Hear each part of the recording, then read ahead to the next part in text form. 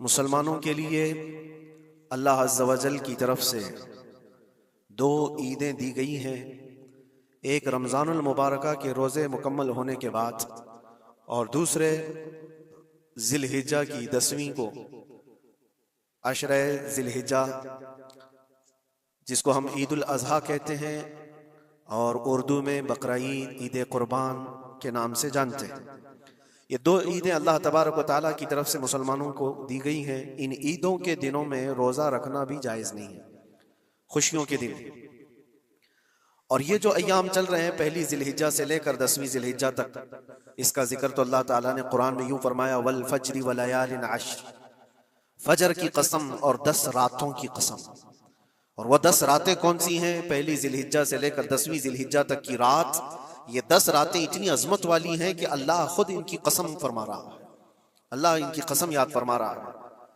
और इन अय्याम में जो अमाल किए जाते हैं अल्लाह की बारगाह में मकबूल होते हैं। ये हुर्मत वाले महीनों में से एक महीना है। ज़माने जाहिलियत में भी इन महीनों में जंग व जिदाल नहीं किया जाता था। कोई भी जंग चल भी रही हो तो ये महीने आते तो जंग रोक दी जाती थी, क्योंकि ये हुर्मत वाले महीने।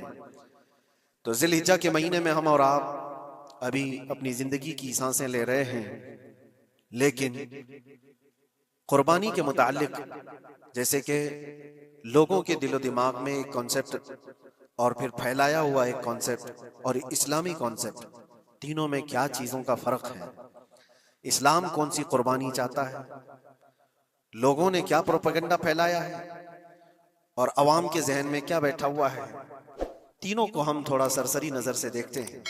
सबसे पहली चीज तो यह है, इस्लाम जिस कुर्बानी की बात कर रहा है, कुरान में अल्लाह फरमाता है, लन यनालल्लाह लुहुमुहा वला दिमाउहा, न तुम्हारा गोश्त न तुम्हारा बहाया हुआ खून अल्लाह तक पहुंचता है, वलाकिन यनालुहु तक़वा मिनकुम, बल्कि उसके पीछे जो तुम्हारा तकवा है वो अल्लाह तक पहुंचता है। तुम्हारी नीयत देखी जा रही है, तुम्हारा इखलास देखा जा रहा है। इसीलिए कहा गया कोई गोश्त खाने की नीयत से कुर्बानी करता है तो उसकी कुर्बानी होगी ही नहीं। गोश्त की नीयत से अगर किसी ने कुर्बानी किया उसकी कुर्बानी नहीं, या फिर अगर ज़बह करने के बाद बेचने की नीयत किया गोश्त में से कुछ हिस्सा, वो तिजारत की नीयत किया हुआ है, तब भी उसकी कुर्बानी नहीं है। कुर्बानी सिर्फ वो है जो खालिस अल्लाह की रजा के लिए करे, जो अल्लाह ताला ने हुक्म फरमाया मुझे और अल्लाह करीम के हुक्म पर अमल पैरा होते हुए मैं कुर्बानी कर रहा हूँ, ये इस नीयत के साथ जिसने कुर्बानी किया उसकी कुर्बानी कबूल है। यह इस्लाम चाहता है आपकी कुर्बानी। और लोगों के दिलो दिमाग में जो अक्सर बैठा हुआ है वो ये है कि मौसम आ रहा है, सब कर रहे हैं तो हमको भी करना चाहिए। और कुछ लोग फैशन के तौर पर, कुछ लोग बच्चों की जिद पर कुर्बानी कर गए। ये लोगों के ज़हन दिमाग में बैठा हुआ है। नहीं मेरे अजीजों, जो मालिक निसाब है उस पर कुर्बानी वाजिब है। यहाँ तक कि अल्लाह के नबी सल्लल्लाहु अलैहि वसल्लम ने इरशाद फरमाया, इस्तिताअत होने के बाद, मालिक निसाब होने के बाद जिसने कुर्बानी नहीं किया, हुजूर फरमाते वो हमारी ईदगाह के करीब भी ना आए।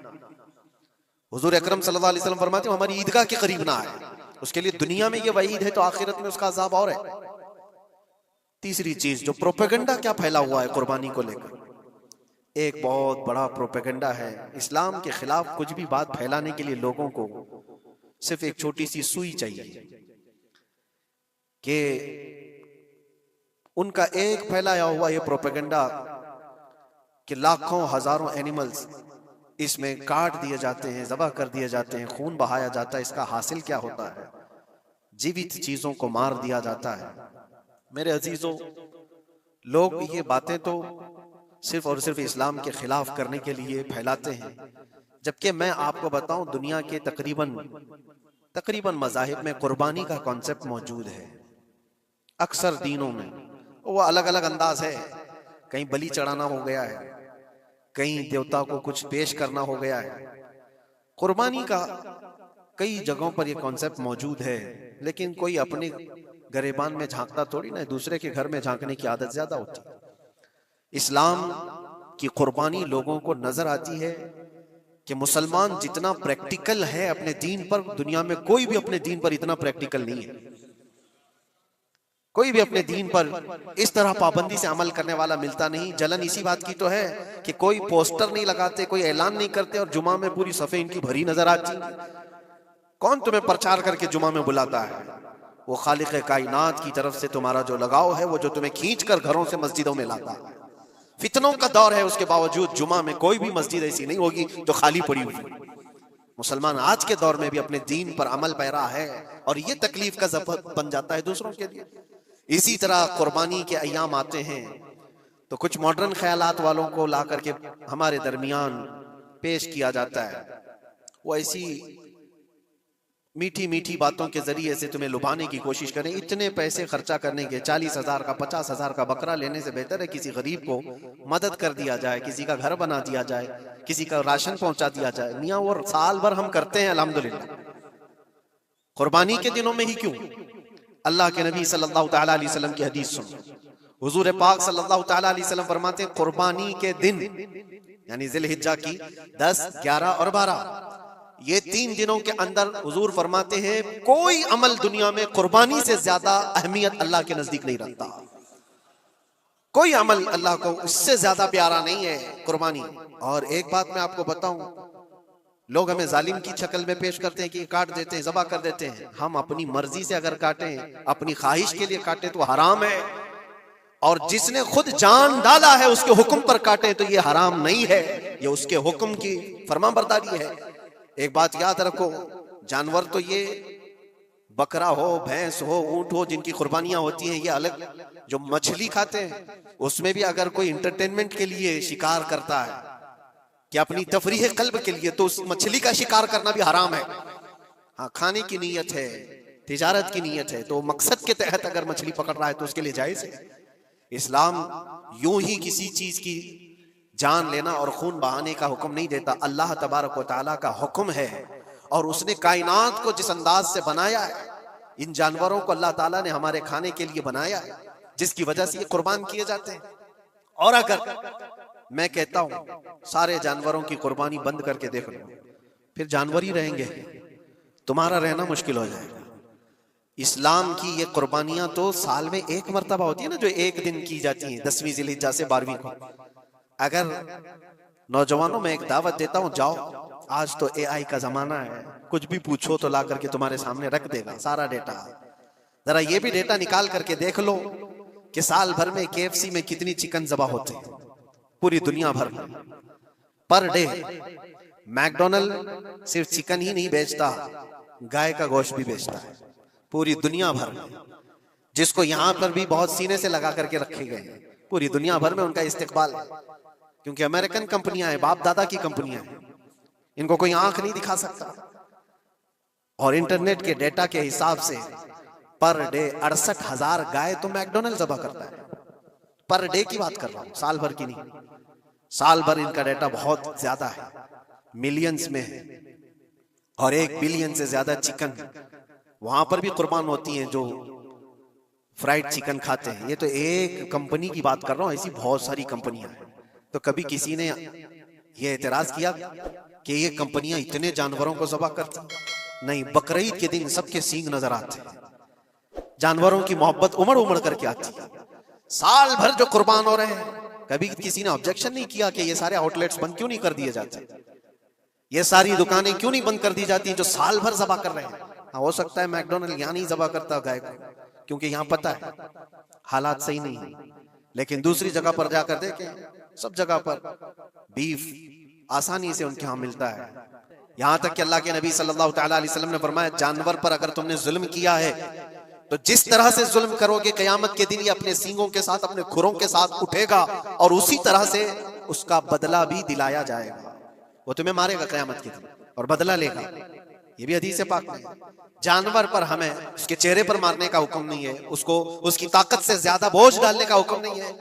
अल्लाह के नबी सल्लल्लाहु तआला अलैहि वसल्लम के पास एक सहाबी आए, ऊंट पालते थे। कहा एक ऊंट बहुत सरकश हो गया है, और जब ऊंट सरकश हो जाता है ना, किसी की खोपड़ी खींच लेता है, अब वो उसी वक्त सर को पकड़ लिया तो आदमी वहीं खत्म हो जाए। वो किसी के काबू में नहीं आ रहा था, हुजूर के पास आए। रसूल पाक सल्लल्लाहु अलैहि वसल्लम ने फरमाया, चलो मैं चलता हूँ, देखता हूँ। सहाबा कहते हैं हुजूर जब चलने लगे तो हमें खौफ हुआ, डर हुआ कि ये ऊंट बिदक गया है, सरकश है, कहीं कुछ नुकसान ना पहुंचाए। और तन्हा मेरे मुस्तफा सल्लल्लाहु अलैहि वसल्लम आगे बढ़ते चले गए। सहाबा कहते हैं हमें डर लग रहा था, लेकिन मेरे अजीजों वो रहमतुल लिल आलमीन है, सबकी रहमत बनकर आए। नबी पाक सल्लल्लाहु तआला अलैहि वसल्लम जब करीब गए तो ऊंट कोई सरकशी नहीं किया, कुछ नहीं। हुजूर पाक सल्लल्लाहु ताला अलैहि वसल्लम के चेहरे के पास अपना मुंह करता है और अपनी जुबान को चपड़ चपड़ चपड़ करते हुए अपनी जुबान हिला रहा है, और हुजूर पाक सल्लल्लाहु ताला अलैहि वसल्लम ऐसे सुनते जा रहे हैं जैसे किसी दानिश्वर की बात सुन रहे हैं। फिर नबी पाक सल्लल्लाहु अलैहि वसल्लम ऊंट के मालिक की तरफ मुतवज्जे हुए और कहा, यह ऊंट तेरी शिकायत कर रहा है, ये ऊंट तेरी शिकायत कर रहा है। ये सरकश इसलिए हुआ कि तू इसकी ताकत से ज्यादा बोझ इस पर डालता है और खाना इसको कम दिया करता है। क्या ये बात सही है? वो जो बद्दू थे, जो ऊंट के मालिक थे, उन्होंने चेहरा झुका लिया और कहा, वादा करता हूं हुजूर पाक सल्लल्लाहु अलैहि वसल्लम से कि उससे ज्यादा, उसकी ताकत से ज्यादा बोझ नहीं डालूंगा और उसका चारा, उसके खाने का इंतजाम रोजाना किया करूंगा। नबी पाक सल्लल्लाहु अलैहि वसल्लम ने उस ऊंट की रस्सी पकड़ी और मालिक को दे दिया। फिर वो ऊंट उसी तरह ताबेदार होकर निकल पड़ा। ये इस्लाम में मेरे आका सल्लल्लाहु ताला अलैहि वसल्लम का आदल तो देखो, उनकी ताकत से ज्यादा का बोझ डालने का हुक्म नहीं है। और दुनिया ये प्रोपेगेंडा फैलाई हुई है कि यहाँ जानवरों को काटा जाता है। जो ज़िबाह करने का हुक्म है वो अल्लाह के हुक्म से। मेरे रब तबारक व तआला ने खुद जान डाली, हमारी जान का भी वही मालिक है, जानवरों के जान का भी वही मालिक है। अगर अल्लाह का हुक्म ना होता तो हमें चूंटी मारने की भी इजाजत नहीं, अल्लाह का हुक्म ना होता तो हमें किसी को भी कुर्बानी करने की इजाजत नहीं होती। ये रब तबारक व तआला का हुक्म है, तो जाहिर सी बात है हम अल्लाह के बंदे हैं। रब तबारक व तआला जानवरों की कुर्बानी का हुक्म दिया, इसलिए हर साल बकरीद में मुसलमान कुर्बानी करते हैं। अगर अल्लाह चाहे तो अपने बेटों की कुर्बानी का भी हुक्म दे दे, और दिया है रब तआला ने, और वो भी करके दिखाया सैयदना इब्राहिम अलैहिस्सलाम। अल्लाह तबारक व तआला अगर हुक्म दे तो क्या तुम ऐसे मुसलमान नहीं हो? मुसलमान का मतलब होता है सर झुकाने वाला अल्लाह के हुक्म के आगे। ये नहीं पूछेगा कि क्यों है और कैसे है। मुस्लिम कहते हैं अपना सर झुका दिया अल्लाह की बारगाह में, उसके हुक्म के आगे। अल्लाह तबारक व तआला हमारी जानों का मालिक है। अगर वो चाहता तो हमारी कुर्बानी का हुक्म देता, हमारे औलाद का, लेकिन रब तबारक व तआला ने ये सुन्नत इब्राहिमी पर पूरी दुनिया को सवाब देने के लिए जानवरों की कुर्बानी का हुक्म अता फरमाया। मेरे आका सल्लल्लाहु ताला अलैहि वसल्लम के पास एक सहाबी हजरत ज़ैद बिन अरकम आए और पूछा, ये कुर्बानी क्या है मेरे आका? हुजूर अकरम सल्लल्लाहु अलैहि वसल्लम ने फरमाया, जिस जानवर की ज़बह की कुर्बानी करोगे उसके हर बाल के बदले तुम्हें अल्लाह एक नेकी अता फरमाएगा। जितने उसके जिस्म में बाल होंगे, हर बाल के बदले अल्लाह तुम्हें एक नेकी अता फरमाएगा। और हुजूर अकरम सल्लल्लाहु ताला अलैहि वसल्लम ने यह भी इरशाद फरमाया कि तुम जानवर का इंतखाब अच्छा करो, इसलिए कि कल बरोज़े क़यामत पुल सिरात पर ये तुम्हारी सवारी बनकर आएगा, जिस पर बैठकर तुम जन्नत में जा रहे होगे। और लोग ये भी पूछते हैं, हमने एक बार कुर्बानी की है तो वहां सवारी कौन सी वाली आएगी? ये भी मिलता है रिवायत में। तुमने अपनी जिंदगी में जो सबसे पहले कुर्बानी की है उस पर सवार होगे, लेकिन हर साल की कुर्बानी वाले जानवर भी सवारी बनकर तुम्हारे इर्द गिर्द आएंगे, वो सब होंगे। तुम इंतखाब करो जिस पर सवार होना चाहो। इसीलिए कुर्बानी में ऐब वाले जानवर की कुर्बानी जायज नहीं, लंगड़ा हो, लूला हो, कान कटा हुआ हो। क्यों जायज नहीं है? दुनिया तो ये समझती है कटने वाला जानवर वो होना चाहिए जो रिजेक्टेड हो, जिसको काटा जा रहा है वो दुनिया में काम के लायक ना हो, उसको काटना चाहिए। दुनिया का ये कॉन्सेप्ट है, दुनिया का तस्वुर ये है। लेकिन नहीं, अगर कोई अपने इस्तेमाल के लिए काट रहा होता तो मैं कहता हाँ रिजेक्टेड माल काट लो, लेकिन ज़बाह जो हम करते हैं कुर्बानी में वो अपने लिए नहीं, वो रब्बे जुल जलाल के लिए है। इसलिए बंदा ये देखे मैं अपने रब के हुजूर क्या पेश कर रहा हूं।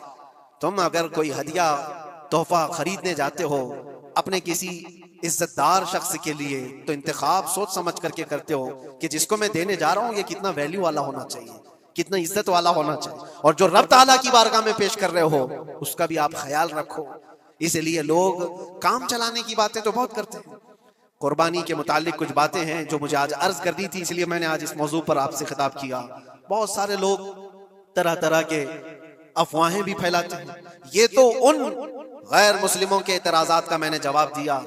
दुनिया भर में हमारे ऊपर इल्जाम कि ये लाखों जानवरों को ऐसी ज़बह कर देते, काट देते हैं।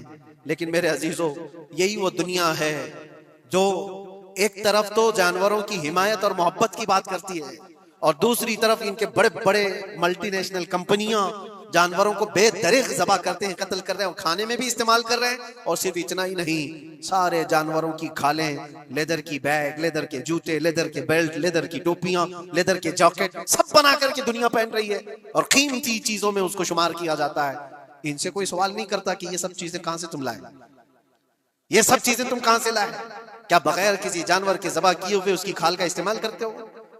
लेदर का इस्तेमाल तो सारी दुनिया बड़े फख्र से कर रही है, हत्ता कि घरों के इस्तेमाल करने वाले सोफे और कुर्सियों पर तक इस्तेमाल है, अपनी बैठने वाली गाड़ियों में कार की सीट पर तक इस्तेमाल है, तुम्हारे पहनने वाले जूते, तुम्हारे पहनने वाले बेल्ट, तुम्हारे पहनने वाले जैकेट, सब जगह तुम्हारा इस्तेमाल है। और सिर्फ मैं ये नहीं कह रहा कि दुनिया में सिर्फ मुसलमान इस्तेमाल करते हैं, सारी दुनिया लेदर का इस्तेमाल करती है। ये लेदर कहां से आता है? तो ये दुगलापन, ये जो डबल रोल है, डबल स्टैंड, एक तरफ हिमायत की बात करना और दूसरी तरफ बेदरेग ज़बा भी करना, ये सब चीजें दुनिया को बेवकूफ बनाना और इस्लाम के खिलाफ एक प्रोपेगेंडा फैलाना। लेकिन ऐ मुसलमान, ज़हन और दिमाग में किसी ऐसे मॉडर्न कल्चर के ऐसा कोई फरेफ्ता हो, उसकी बातों में आकर तुम ये सोचो कि नहीं, इतने पैसे मैं कुर्बानी के बजाय सदका कर दूं, किसी गरीब को दे दूं, नाजायज है। तुम्हारे ऊपर से कुर्बानी का वजूब खत्म नहीं होगा, वो उसी तरह से बाकी रहेगा और गुनहगार भी रहोगे। अल्लाह करीम से ज्यादा तुम रहम करने वाले नहीं हो, अल्लाह अरहमुर राहिमीन है। अल्लाह अरहमुर राहिमीन है। जब वो हुक्म अता फरमा रहा है तो क्या तुम्हारे दिल में उससे भी ज्यादा रहम है? तो कुर्बानी के दिनों में सिर्फ कुर्बानी ही होगी। और कुछ लोगों ने ये समझ रखा है, एक बकरा लेकर के आते हैं, पूरे घर वालों की तरफ से कुर्बानी, एक बकरा पूरे घर वालों की तरफ से कुर्बानी। मेरे अजीजों, बकरा एक आदमी की तरफ से ही कुर्बान होगा जो मालिक के निसाब है। घर में अगर 4 लोग मालिक के निसाब है तो चारों पर कुर्बानी है, शोहर पर भी, बीवी पर भी, बेटे पर भी, जो जो मालिक के निसाब है। मालिक के निसाब का मतलब क्या है आप जानते हैं? जिसके पास 52.5 तोला चांदी या 7.5 तोला सोना या उसके बराबर की कीमत हो, दोनों में से किसी एक के बराबर की कीमत हो। इस जमाने में आप कैलकुलेट कर लो 52.5 तोला चांदी की कीमत क्या हो सकती है। उतनी अगर तुम्हारे पास रकम है, उतनी मालियत है तुम्हारे पास, तो तुम मालिक के निसाब हो और तुम्हारे ऊपर कुर्बानी वाजिब है। कुर्बानी तुम्हारे ऊपर वाजिब है। और कुर्बानी वाजिब होने के लिए साल भर पैसे होना जरूरी नहीं, कुर्बानी के दिनों में अगर वो मालिक के निसाब हुआ तब भी उस पर वाजिब है। ज़कात का हुक्म अलग है, कुर्बानी का हुक्म अलग है। और पूरे घर की तरफ से एक बकरा कुर्बान किया तो किसी का भी नहीं हुआ। अगर 4 लोग घर में रहते थे और चारों की तरफ से एक बकरा ज़बा किया और चारों का नाम लिया गया है तो किसी के नाम से कुर्बानी नहीं हुई, क्योंकि पर्टिकुलर एक ही की तरफ से कुर्बानी हो सकती है। हाँ, बड़े जानवर में 7 हिस्से हो सकते हैं, वो ऊंट हुआ या बैल भैंस, ये जो बड़े जानवर हैं, इन जानवरों में 7 हिस्से हो सकते हैं और उनमें शरीक होना जायज है। लेकिन 7 लोग जो शरीक हो रहे हैं उनके लिए भी शर्त है, कोई एक बंदा भी उसमें गलत अकीदे वाला भी ना हो और गोश्त की नीयत से शरीक ना हुआ हो, बल्कि सब कुर्बानी की नीयत से आए हो तो सबकी कुर्बानी होगी। ये ख्याल भी रहे, जरूरी है। अब हालात ऐसे आ गए कि सबके लिए एक बकरा लेना अगर ताकत के भर नहीं है, इस्तिताअत नहीं है, तो वो बड़े जानवर में हिस्सा ले सकते, जहां पर ये कुर्बानियां हो रही हैं शरीक हो सकते। कुछ लोगों ने ये प्रोपेगेंडा भी फैलाया है हमारे दरमियान में से कि बड़े की कुर्बानियां जो होती हैं, इज्तिमाई कुर्बानियां, ये जायज नहीं है, आदमी को अपनी कुर्बानी के वक्त सामने होना जरूरी है। ऐसी बातें फैलाई गई हैं। मैं आपको हदीस पाक सुनाता हूं। अल्लाह के नबी सल्लल्लाहु तआला अलैहि वसल्लम ने इरशाद फरमाया हजरत फातिमा से, कहा है फातिमा अपनी कुर्बानी के वक्त सामने रहो, कुर्बानी के खून का कतरा जमीन पर गिरने से पहले अल्लाह ताला तुम्हारे पिछले सारे गुनाह माफ फरमाएगा। हदीस पाक है। लेकिन साथ में दूसरी हदीस ये भी है, नबी पाक सल्लल्लाहु तआला अलैहि वसल्लम ने अपनी कुर्बानी का वकील हजरत अली को बनाया था कि अपनी नियाबत दे दी कि मेरी तरफ से तुम कुर्बानी करो। इस तरह से जो मुसलमान इस्तिताअत नहीं रखता खुद करने की, वो अपनी जानिब से किसी दूसरे को वकील बना सकता है, शरअन जायज है। किसी को भी वकालत दी जा सकती, नियाबत दी जा सकती है, मेरी तरफ से तुम कुर्बानी करो। जैसे कि घर में कोई औरत मालिक के निसाब है, अगर यह हुक्म होता कि औरत खुद जाकर के करे तो कहां से करती? औरत किसी को वकील बना सकती है, अपने शोहर को कह दी या किसी को दे दिया पैसे कि मेरी जानिब से तुम कुर्बानी करो, यह जायज है बिल्कुल। जिन लोगों ने ये प्रोपेगेंडा फैलाया है हमारे दरमियान में कि कुर्बानियां नहीं होती, वो जाहिल लोग हैं, पढ़े लिखे लोग नहीं। शरई मसाइल को जाने बगैर इस तरह की बातें अवामुल नास में, अवामुल मुस्लिमीन में फैलाना ये गुनाह है। हाँ, इस बात को याद रखें, जो वकील है कुर्बानी का, उसके ऊपर जिम्मेदारी है कि वो जितने लोगों की कुर्बानी कर रहा है, जानवर शरीयत के मुताबिक का ले, ऐबदार जानवर की कुर्बानी ना करे। लागर हो, कमजोर हो, सींग टूटा हुआ हो, कान कटा हुआ हो, पैर कटा हुआ हो, दुम कटी हुई हो, या इतना कमजोर के चल नहीं सकता, खड़ा नहीं हो सकता, ऐसा ऐबदार जानवर ना ले। ये वकील की जिम्मेदारी है जो सबकी तरफ से कुर्बानी कर रहा है। और दूसरी चीज, ऐब किसको कहते हैं? ऐब किसको? कान में अगर सुराख है तो वो मकरू है, लेकिन कुर्बानी है उसकी। हाँ, सींग अगर बचपन उसके पैदाइशी नहीं आए थे तो जायज है उसकी कुर्बानी। आए थे और टूट गए तो उसकी मिकदार बताई गई है। 1/3 हिस्सा अगर टूटा है तो उस वक्त तक जायज है। उससे ज्यादा जड़ से टूटे हुए हैं तो कुर्बानी जायज नहीं। कोई पैर पूरा कटा हुआ है, दुम पूरी कटी हुई, ये ऐब में आता है। ऐबदार जानवर की कुर्बानी जायज नहीं। ये वकील करेगा, नहीं करेगा तो वो गुनहगार है। लेकिन इसका मतलब ये नहीं होता कि इज्तिमाई कुर्बानी जायज ही नहीं, जायज ही नहीं। ऐसी बातें क्यों फैलाई जाती हैं? हदीस पाक में मिलता है कि नियामत और दूसरे को वकालत देना जायज है। अब कुछ लोग ये भी फैलाते हैं कि कुर्बानी के जो हिस्से लिए जाते हैं, गोश्त दिया जाए तो उसकी कीमत अलग होती है, गोश्त ना लो तो उसकी कीमत अलग होती है। सब फैली हुई चीजें। उसका रीजन भी पता करना चाहिए ऐसी बगैर इल्म के बात करने से। 4,000-5,000 रुपए का एक हिस्सा आता है अगर शहर में कोई बड़ा जानवर जबा करे, क्योंकि महंगा मिलता है बैल। और बाहर जब जाकर के कोई जबा कर रहा है तो वही एक हिस्सा 1,500 रुपए में, 2,000 में हो जाता है। तो कुछ लोगों को ये गलतफहमी फैलाई जाती है कि ये लोग करते ही नहीं है और ऐसे पैसे वसूलते हैं। ऐसा नहीं। दूर दराज कुछ इलाके ऐसे हैं, बंगाल है, उड़ीसा है, और भी कई इलाके बिहार के, जहां पर बड़े जानवर निहायत ही सस्ते दाम में मिलते हैं। बल्कि वहां पर जानवरों की कीमत सिर्फ 5,000, 6,000 और 10,000 के नीचे होती है, बड़े जानवरों की, जो हमने देखे हैं।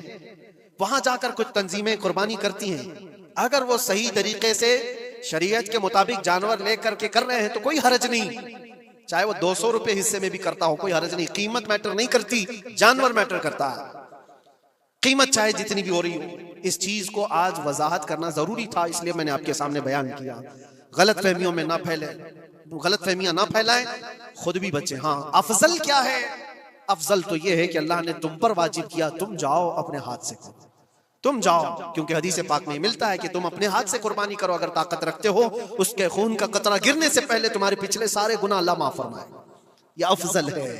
ये सारी बातें थी जो ईद कुर्बान से रिलेटेड थी। अल्लाह करीम हम सबको उसकी रजा के लिए कुर्बानी करने की तौफीक अता फरमाए।